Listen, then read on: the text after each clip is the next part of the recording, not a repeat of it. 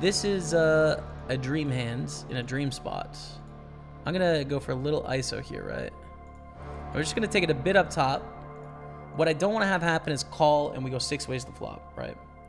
So this, I feel like, is a sizing where people can still come over the top, as we've seen here. But it's not going to invite a 6-way pot, right? And here we go. I mean, this is a massive pot. 4 million in the middle. Hello, everyone. How's it going? Welcome back to another stream here on the PokerStaples channel. Thanks so much for joining me on this beautiful Sunday, and it is a big day, chat. Fingers crossed, big moments for us. Let's make it happen, man. Let's go. All right. Now here we've turned 2 pair. I'm gonna check raise against this player, which we played that pot against Luis Antonio, where I think their play was quite optimistic, which I think means that ranges are wide here. I'm gonna check raise at the top and bottom. We do run into a few better hands. 9-7 suited, maybe 9-7 offsuit. Ace-8, ace-6, ace-6s, aces and 5s, right? Those hands. 6-5 is beautiful. There we go. That's a full double up. Come on, chat at the 530. Beauty. Let's go. Good stack at the 530, though. We're up to 1 million. No bounties or anything, but double stack is beautiful. And in this 55, we've got good potential. Got the PGA Championship on the side. Enjoying this sweat this afternoon. Should be fun. Call this check raise. Alvaro has no idea what they're walking into here, man. 138. I mean, just call again. I mean, I don't know. It really sucks when they have 6-7 or 8's full, but like ace-5 is pretty good. I don't think folding ace-5 is the right move here. Beauty. Let's call with 10s from the end of the gun raise. So raise, call, and a squeeze from Istvan Mikulis from Hungary. We call. We want to see a flop here. I don't really want to go all in pre-flop, but it's definitely a playable hand post-flop. Just on its own merit as being a pair of 10s. Then also set value too, so we'll call. Go to flop, king 9-3 with 2 clubs. This is a difficult situation for us because we have a decent hand, but it's like there's not very many good turns and rivers for us. I think it's worth calling 1 here, getting a very good price with 10s. Because it is scary for them too, you know? Like, do they just want to shove it in on a bluff? It's like quite a scary proposition. It goes check, check, queen of the river. I think a check again. Like, this is not... It's not a good river. We're beating relatively little, right? Like ace-5 suited, ace-4 suited. If they decide to squeeze a small suited connector, which is even optimistic, to be honest, we win. And we win. I don't know what it is. Like maybe ace-jack, ace-10, jack-10 suited, something like that. Like, I don't know how we won this, honestly. Let's take a look. Ace-jack offsuit. There it is. Let's 3-bet here with king-queen suited. Now, our hand is okay, right? The only reason we want to take the aggressive line here is because of the bounty. That bounty adds a lot of equity for us. When they fold, great, it's profitable. When they call the 3-bet, great, it's profitable. When they go all in, great, it's profitable. Of course, we're going to run into some better hands. Sometimes we're going to be dominated, like et cetera, et cetera. But when you add up the bounty, when they fold, call, and raise as a package, this definitely makes a lot of money. All right. And 6s, we're flipping. Flipping for a bounty is nice. No 6, no 3. Prince. Good stuff, dude. 800,000. We get a 187 bounty here in the 530. This is a dream hand in a dream spot. I'm going to go for a little ISO here, right? I'm just going to take it a bit up top. What I don't want to have happen is call and we go 6 ways to flop, right? So this, I feel like, is a sizing where people can still come over the top, as we've seen here. But it's not going to invite a 6-way pot, right? And here we go. I mean, this is a massive pot. 4 million in the middle.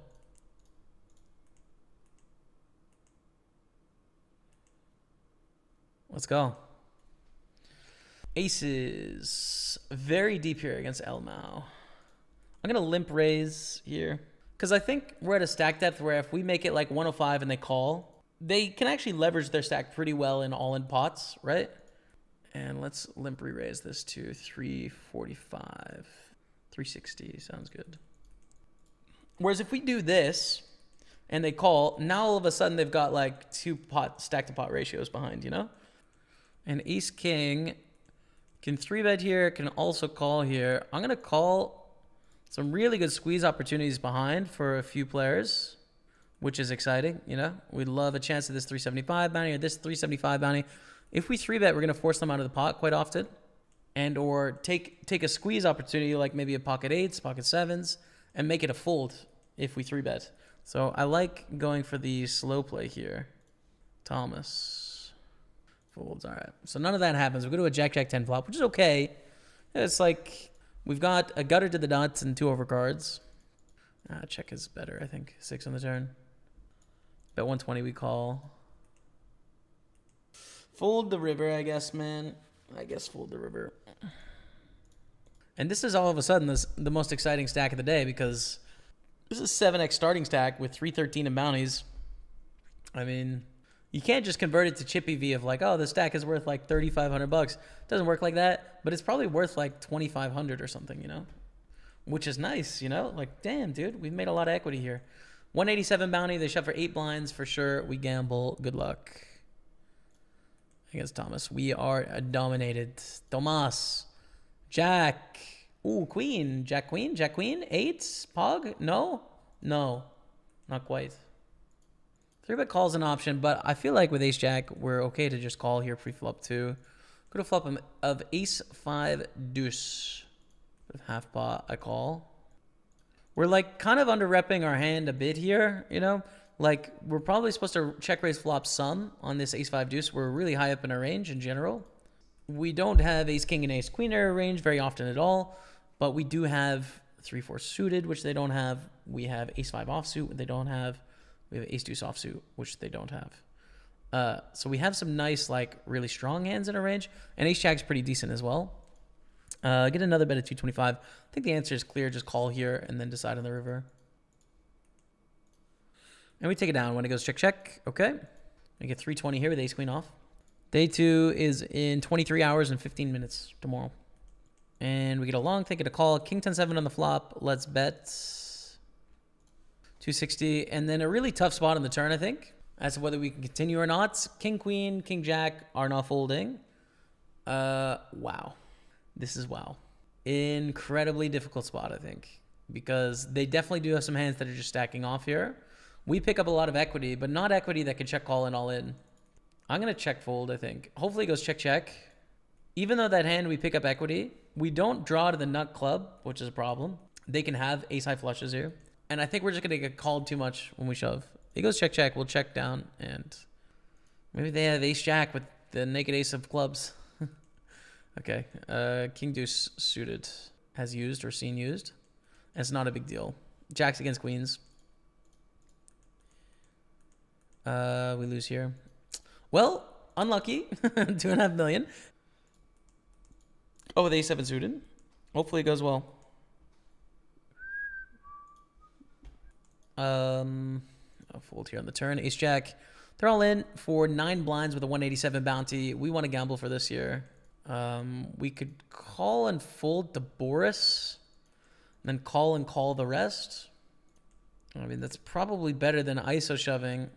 The only thing that really sucks is if Boris finds the pile. Yeah, okay. I'm going to call and then fold the Boris all in and then call the rest. Because I think they're short enough. Like 46 blinds here, we've put in 9. Kind of an interesting one here, stack-wise. Okay, doing well. Good start. Oh, bro. I'm going to long the Bitcoin December 31st future, but I can't really do it while I'm streaming at the moment. But 3-bet less than all in here is good. 375. C bets small. 225 here, and then decide on the turn what to do. Like, keep betting on a jack or higher for sure. Against on a brick, it's not so good, you know. Like on a 3, are they gonna fold 7s, 8s, 9s? Probably not. They still have overpair sometimes. I think we just have to shut down now. But like any Broadway or higher, I'm in. Jack or higher, I'm in. And probably shoved now, although a bit less than all in. It's a little bit awkward when they raise, but the thing is, like, we're trying to get value from a really weak hand here, you know? You think about it, like, how are middling pairs going to call a shove? They're just never going to, right? Whereas if we bet 275, I think we get some crying calls from weird hands because you've got to be thinking, like, what the heck is this? So the thing is, we also cost ourselves money when they have ace-8, but they shouldn't, you know? Fine. I think Bitcoin is the same. People only buy because they think the price will go up, not because there's any fundamental utility to the product. I disagree. I understand the idea of Tulip Mania. and I know there's definitely some people, Bertus Wonkel, that are very much agree with you. But I think this case is a little bit different in that, I mean, Tulip Mania, there was effectively not really a lot of scarcity of tulips. Like you can grow more tulips, you can create more tulips. What's cool about this from my perspective, someone that likes the tech anyways, quite interested in it, so biased for sure, is that a digital thing, something that exists in electricity and technology, is scarce for the first time, like provably scarce for the first time. And that's kind of a big deal. So an example, a simple art example would be, you can take a photo of the Mona Lisa, but there's only one Mona Lisa. Basically, we have that now with things, with NFTs. And we have that with money in that it's provable that there's only a certain amount. So it's it's basically a better currency than fiat currency, which is centrally controlled through governments. Ace King against Jacks. So the way we can prove, I don't think it's just Tulip Mania, but some people definitely do and agree with you. And we'll see what happens. I don't know. Raising a shove here. We're going to fold ace 4, the queen 8 for a bounty. I don't think worth here. Especially when they're shoving 9 off the money bubble. They're probably going to be a little bit tighter. Crypto prices are very vulnerable to regulation. Governments could kill it all if they wanted to. It would have to be a shared initiative, I think, Because one country could try and outlaw it, but the thing is it's you would outlaw exchanges, right? You're not going to outlaw the cash that people could trade for the cryptocurrency, So if the US outlaws Bitcoin, there's no question the price would get hammered. But it would still be used in Peru and Canada, and you could still take a cold wallet, open it up, see there's 2 Bitcoins, and sell it for 6,000 in cash, and then put the cash into the bank account. It will still exist outside of governments if they don't choose to cooperate with it. I think it's much more advantageous for them to cooperate with it, utilize it, integrate it into the system for sort of checks and balances and the sort of things that are in their self-interest. As we make day 2 of the Super 50 chat, by the way, so Super 50 is tomorrow, 22 hours from now. We've got a pretty nice stack going through as well, so good luck to us. 77 left, 69 make the money here. 313 in bounties. We're looking very good. And we call the Jack 10. We're 4 off the money here. This money bubble is pretty relevant.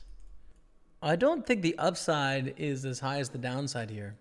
Clearly, Chippy V, we're going to make money, but 16 blinds deep, and it's going to be a 500 min cash. I think we don't want to risk it here. Let's say the flop comes Jack 8-5 or something. We check raise, get it all in against aces, kings, queens, and ace Jack and king Jack. I think that's a big problem in this spot. All right, we're hand for hand here, so 2 off, making the money. 2 away. We should put this in bubble fill. It doesn't work with this strip at the top because it doesn't recognize that 69 is in the money, but it is. So we are definitely in the bubble here. Here in the 530, we made day 2, by the way. So red felt hype confirmed. Day 2 in the 530 and the 55, dude. Hello, chat. How's it going? And welcome back to another stream here on the PokerStaples channel. Thanks so much for joining me on this beautiful Monday. It is a beautiful day today, chat. It is a holiday Monday in Canada. I don't know if that's true around the world. Does everyone celebrate this holiday? Probably not everyone, but some of you, I imagine. So yeah, it's a holiday Monday today. I got a nice bit of sun with Rebecca. Now we're firing up for a little session this afternoon. And I'm not sure exactly what this session is going to look like because we have 2 day 2s and they're starting up in 2 minutes from now.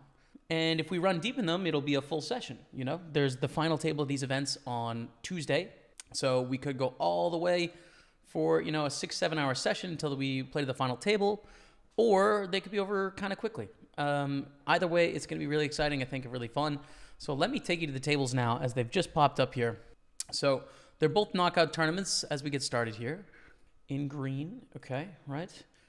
Now this one, you can already see we've got $538 cash, but we also have $313 in bounties. So that's not displaying here on the table, but you can see it at the top of the table here, right? So we've cashed for a nice amount here, $800 or so, which is great. And in the 55 version, we've got 21 in bounties, 54 cash, but in a very good position. So we actually play to the end of level 24, it looks like here. All right, let's do it, man. We're going to call the raise from Pascal, good player, and wow. Immediately, we're going to be putting in action here. Okay, in the 530, immediately. Flop a pair and a flush draw against Pascal. I think check raise is the play. We can also call with our bottom pair and like, hey, we have some showdown value, but I think playing aggressively, especially against a great player like this, is the right move. So let's make it 450 to go. And it's a semi-bluff against some hands, right? Like against a jack, we might be able to get a jack to fold by the turn. We might get some hands that have equity to fold, which would be nice, right? But if we get it all in, we're going to need to hit a club or like a two pair or something like that most of the time, you know? Ace 5 is going to be folding the small blind. Good start, though. Red felt? Red felt. B-car, you're true. You're so true. Double red felt's going on. Let's go for a bet here in the 55. And bet again, I think. Nah, probably check, dude. Here's the thing. If we get it all in, we're behind and drawing, right? Most likely. Whereas our hand is not that vulnerable. There's not that many draws we're protecting against. It's like, we're okay. We're going to go for a little block bet on the river. Block value bet, though. I think ace 10 is likely the best hand. Try and get a call from ace 8, ace 7, ace 6, ace 5, ace deuce. Maybe king, queen, queen, jack, queen 10 going for a hero call, something like that. Let's see if we can get some value here. Brock shot. Let's get it. Let's get it. Let's go, brother. And here, we see a shove for 4 blinds and then an attempted ISO. I think we call, though. $51 bounty is kind of a big deal. You know, that's like what we've got cash already. So I think in position, we get to call here and hopefully hit something decent, which is a gutter. Becky to call ace of hearts on the turn. Check, actually. Check, check, check. Think about betting, but I think checking is okay. And we want to check with a lot of ace X as well. Bojan checks. We check. We turn a pair. That's sweet. Check it down with 10-8. We lose 2. Oh, no, we chop with queen 10. Okay, cool. The problem with this is, like, we just flat pre, so we don't have ace-king, you know? Like, our range is kind of capped. We should call here getting 4.5 to 1, and again with the bounty in play and picking up the pair. But it's really getting uncomfortable now. Like, against a river bet, we don't have queens or jacks or tens or ace-king or aces or kings because it's just, like, so likely we raise. And if we don't raise, we bet the flop. So it's like we've really capped ourselves in a way, which is a problem for us here. It's a problem. 3.5 million in the middle. Check, check. Let's go, dude. Pascal goes for the raise. We shove. We're all in. Call sometimes is possible. 3-bet less than all in is possible, but I think shove is standard. Good start. Great turn. There we go, chat. 2.8 million. Okay. Mostly call here, I think. It's good to slow play with some big hands, and aces is the best hand to slow play. Reason being, it's the least vulnerable, right? It's like with queens, well, an ace or a king could flop, which really costs you a lot of value. With aces, I mean, it's just a lot better than kings. We get this situation. So how do we want to play it now? Well, that's pretty simple. We call.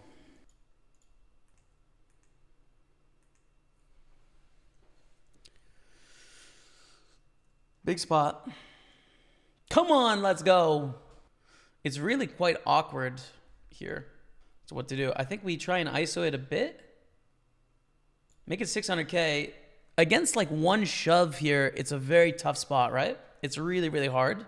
Against 2 shoves from like 5 million stacks, then we fold. And obviously not against these players here. $609 bounty. Good start. Good turn. Let's go, chat. 609 bucks. Jermaine, I know you have a lot of chips, but show discipline, Jermaine. Fold. Yes, I do have kind of a bad hand, but please, Jermaine. It hasn't worked, dude.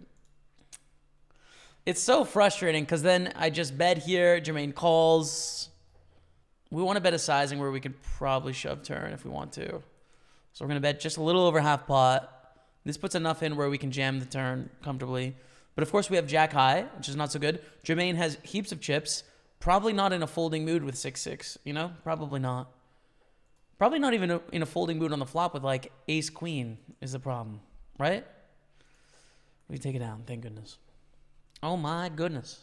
We got a bounty potential here, chat. $51 bounty in the 55. At risk, in play. Get it. Started day 2 is going well. We've chipped up in both tournaments. We've got a $600 bounty on the other one, so we're up to 900 total now. 1,500 cashed in the 530. So things are great, basically. Huberto is really thinking it over. We want to call from Huberto, right? Like, imagine we can win 16 million here, 19 million. Like, you know, if Huberto calls, we have a legit shot at taking the chip lead, almost.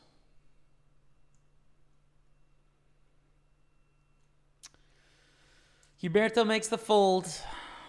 Nice fold, Huberto. All right. Hey, we can't complain. 51 bucks. We got some more chips, 11.6 million. We're going to go for a C-bet here in the 55. Check. I think you might as well just like invest in legitimate projects that are interesting. You'll probably make more money, but it might not be fun. Maybe you're in it for the fun, in which case, like, I don't know, just have fun then, whatever. I also think shorting these tiny things are probably going to be more plus EV bets than buying them. Like, shorting the newest meme is probably a good idea for like, you know, 500 bucks or 300 bucks or something like that. Check out that crypto link I have in the chat there again. If you guys want, you can basically bet on a coin going down. So when you short it, you borrow shares and then you sell it to someone else.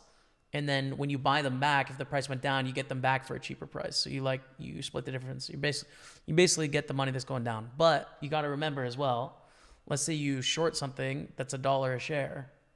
You sell it to someone else. You know, you borrow the shares and you sell it to someone else for $1. And let's say the shares go up to $5 at 5x's. Well, you've lost 5 times what you shorted for. So you can lose unlimited money shorting, which is why it's like it's an asymmetric bet. It's not like when you buy something, like the lowest you can go is like you lose it all. In shorting, you can lose multiples of that. But still, it's like fun. You know, I shorted Doge for a little bit. I made a little money on the Doge short while I was losing way more in crypto. So I was losing way more in Bitcoin. But it's kind of fun. You know, it's fun to put little bets down. Just like little tiny pieces of action. I don't get ahead of myself and think I know what I'm doing or like I'm smart, but it's like fun to try anyways and have theories and give it a go. So, Mistra Valorant 2, that's a little weird. We do not have a straight flush, but we call. They have a straight flush. Okay. 196.67. It sucks. The problem is like people could just have king high flushes and check raise there. People can have queen high flushes and check raise there. Of course, like straight flush is a concern, something we want to think about. But we can't really fold enough flush there. It's just like we take the pain and get laughed at by Dennis. Okay. I have some guy in the chat telling me he wants to smell me while I'm just losing to a straight flush. That's all right. Queen 3-3 on the flop. We bet. Get a call. King in the turn. We bet again. 850 sounds good to me. Take it down. Ace queen is beautiful. I love it. Christian Nolte folds.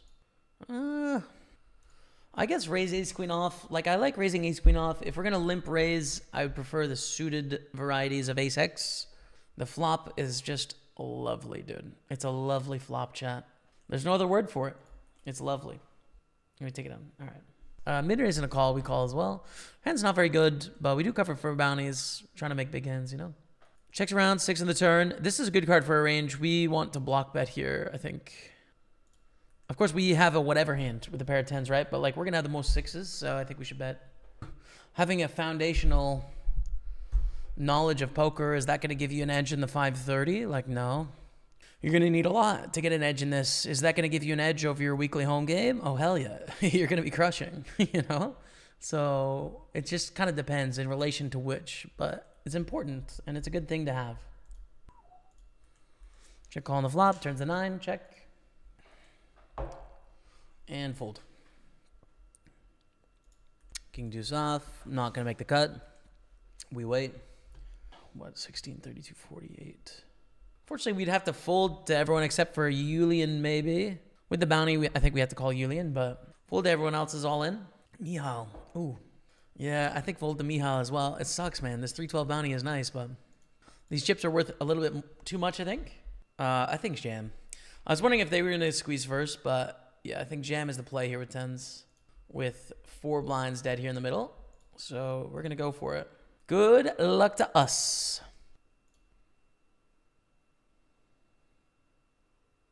We need a 10.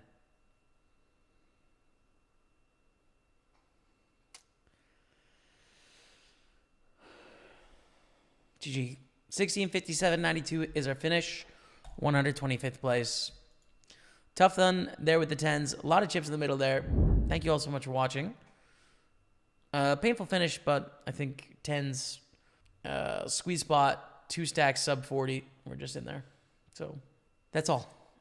Thank you all so much for watching. Until next time. Tomorrow. We'll see you later. Goodbye.